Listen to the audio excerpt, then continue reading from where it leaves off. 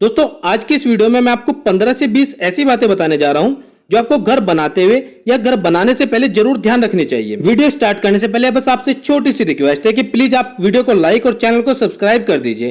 दोस्तों आपका एक लाइक और सब्सक्राइब हमें बहुत ज्यादा मोटिवेशन देता है, जिससे हम आपके लिए और भी अच्छी वीडियोज लेकर आते रहते हैं। चलिए दोस्तों ज्यादा देर न करते वीडियो को स्टार्ट करते हैं। सबसे पहले बात करते हैं फुटिंग डेप्थ यानी कि फुटिंग की गहराई की।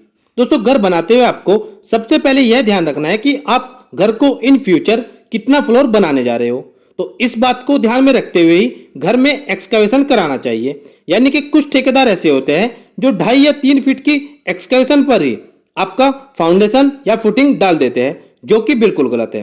दोस्तों आप ध्यान रखें कि अगर आप 1 मंजिला या 2 मंजिला घर बनाने जा रहे हैं तो आप फाउंडेशन यानी कि फुटिंग की डेप्थ गहराई कम से कम 4 फीट रखें। अब दूसरा है फुटिंग मैश। दोस्तों फुटिंग की जाली आपको कम से कम 12 mm के डाया के सरिये की ही रखनी होगी और एक सरिये से दूसरे सरिये के बीच का गैप यानी कि डिस्टेंस आपको 5 इंच से 6 इंच तक रखना है। यानी कि 125 mm से 150 mm तक रखना चाहिए। और दोस्तों 12 mm से कम डाया का सरिया आप बिल्कुल भी इसमें यूज न करें, क्योंकि घर की मजबूती के लिए फाउंडेशन का मजबूत होना बहुत ज्यादा जरूरी होता है। तो इस बात का भी आपको विशेष रूप से ध्यान रखना है। अब अगला पॉइंट आता है आपका कॉलम। दोस्तों 1 मंजिला या फिर 2 मंजिला घर के लिए आपको कॉलम का minimum size 9 inch by 9 inch रखना है और कॉलम में आपको 12 mm के 4 बार प्रोवाइड करने हैं। दोस्तों ध्यान रखें कॉलम में और बीम में आपको 8 या 10 mm का स्टील बार बिल्कुल भी यूज नहीं करना है और रिंग की स्पेसिंग आपको 5 से 6 इंच ही रखनी है। यानी कि 125 mm से 150 mm तक के रिंग की स्पेसिंग इसमें रखें आप। अब बात करते हैं प्लिंथ बीम यानी कि टाई बीम की।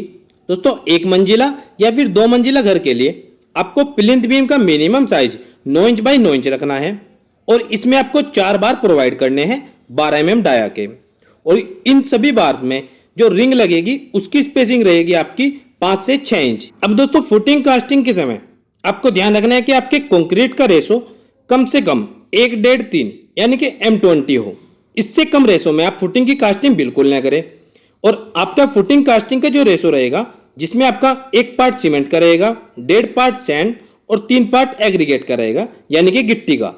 और दोस्तों फुटिंग कास्टिंग के समय आपको प्रॉपर वाइब्रेटर का यूज भी जरूर करना है। इस बात का भी आपको विशेष रूप से ध्यान रखना होगा।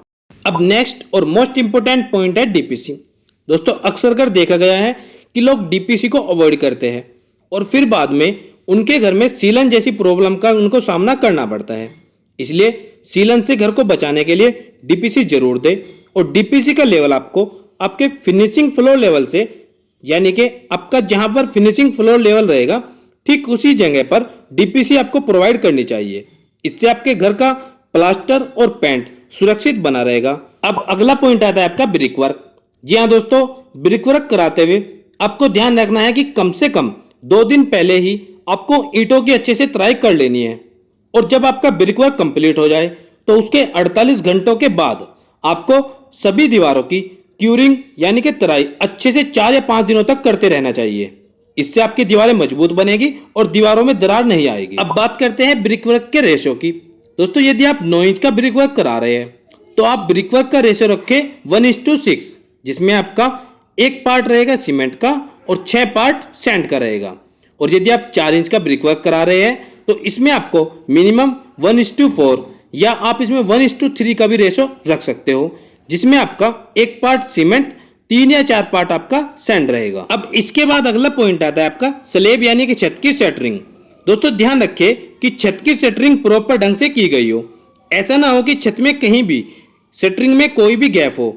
ऐसा करने से आपकी स्लेब कास्टिंग के समय वहां से कंक्रीट नीचे गिरने लगेगा। बेहतर होगा कि ऐसे समय पर आप किसी सिविल इंजीनियर से विजिट अवश्य कराएं। अगला और मोस्ट इंपोर्टेंट पॉइंट है आपका छत का सरिया बंधाई। दोस्तों ध्यान रखें छत में आपको कम से कम 8 और 10 mm का बार यूज करना है।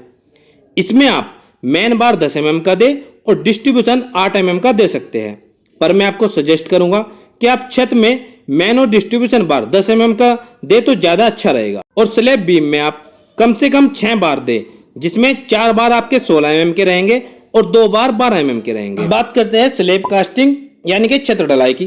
तो दोस्तों छत ढलाई करते हुए आपको 2-3 खास बातों का विशेष रूप से ध्यान रखना होगा, जिसमें पहला है आपका कि आपको मिक्सचर मशीन में कंक्रीट को अच्छे से मिक्स करना चाहिए। दूसरा, छत ढलाई में आपको प्रॉपर वाइब्रेटर का यूज करना चाहिए।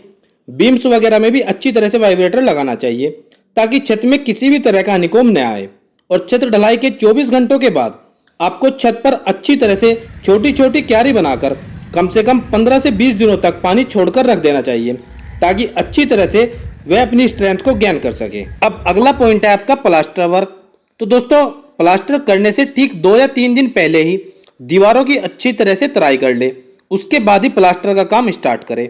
इससे आपका प्लास्टर और दीवार में अच्छी तरह से पकड़ बन जाएगी। वैसे ही आउटर का प्लास्टर कराते हुए ध्यान रखिए कि जहां जहां पर आरसीसी मेंबर्स हैं, जैसे बीम, कॉलम, स्लैब, तो आउटर की सभी दीवारों में सभी जगह पर ग्रुप्स अवश्य बनाएं ताकि अगर कभी इन फ्यूचर में प्लास्टर में क्रैक आए भी तो वह क्रैक एक ग्रुप से दूसरे ग्रुप तक ही फैल पाएगा, जिसमें आप उसको आसानी से उतने ही एरिया में वापस प्लास्टर कर सकते हो।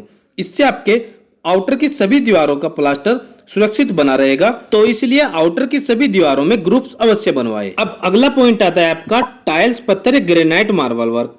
दोस्तों, कोई भी फिनिशिंग वर्क कराते हुए आपको ध्यान रखना है कि किसी अच्छे वर्कर से ही काम कराए या किसी अच्छे ठेकेदार से ही काम कराए। वैसे तो आप ग्रेनाइट, मार्बल या फिर टाइल्स, इनमें से कुछ भी यूज कर सकते हो, यह सब आपकी पर्सनल चॉइस पर ही डिपेंड करता है। पर मैं आपको सजेस्ट करूंगा कि आप टाइल्स का यूज करें तो अच्छा रहेगा, क्योंकि आज के समय में टाइल्स आपको सस्ता पड़ता है और आज मार्केट में बहुत अच्छी अच्छी और मजबूत टाइल्स भी आ रही है। आप ग्रेनाइट का यूज किचन प्लेटफॉर्म या फिर स्टेयर्स में कर सकते हो। अब नेक्स्ट, पुट्टी, पीओपी वर्क। दोस्तों, मैं आपको सजेस्ट करूंगा कि आप पुट्टी वर्क ही सभी जगह पर कराएं पीओपी की बजाय। अगर आप पीओपी कराना ही चाहते हैं तो आप अंदर की दीवारों पर पीओपी करा सकते हो। मैं तो आपको सजेस्ट करूंगा कि बेहतर रिजल्ट के लिए आप सभी जगह पर पुट्टी कराएं, इससे आपकी सभी दीवारें सुरक्षित बनी रहेगी। अब नेक्स्ट और लास्ट पॉइंट है आपका पेंट वर्क। दोस्तों, पेंट का काम आप किसी अच्छे पेंटर से ही करवाइए और साथ ही आप किसी अच्छी कंपनी का ही पेंट यूज करें, जैसे एशियन पेंट। इस तरह की कंपनी का आप पेंट यदि यूज करते हैं तो वह एक तो लॉन्ग टाइम ड्यूरेबल होता है और साथ ही आपके घर की सुंदरता को बनाए रखता है। इससे आपका घर बहुत ज्यादा समय तक सुंदर दिखाई देता है। इसलिए आप पेंट कराते हुए किसी अच्छी कंपनी का ही चुनाव करें। तो दोस्तों, यह तो थी कुछ 15 से 20 ऐसी बातें जो आपको घर बनाने से पहले या घर बनाते हुए जरूर ध्यान रखनी चाहिए। उम्मीद करता हूं दोस्तों, आज की मेरी यह कोशिश आपके जरूर काम आएगी। अगर आपको वीडियो अच्छी लगी तो प्लीज वीडियो को लाइक, चैनल को सब्सक्राइब और मेरी आने वाली और भी अच्छी अच्छी वीडियो के नोटिफिकेशन के लिए बेल आइकन को प्रेस करना मत भूलिएगा। मिलते हैं दोस्तों एक और नई वीडियो में, एक और नई वीडियो लेक्चर के साथ। तब तक दोस्तों, आप सबको मेरा नमस्कार।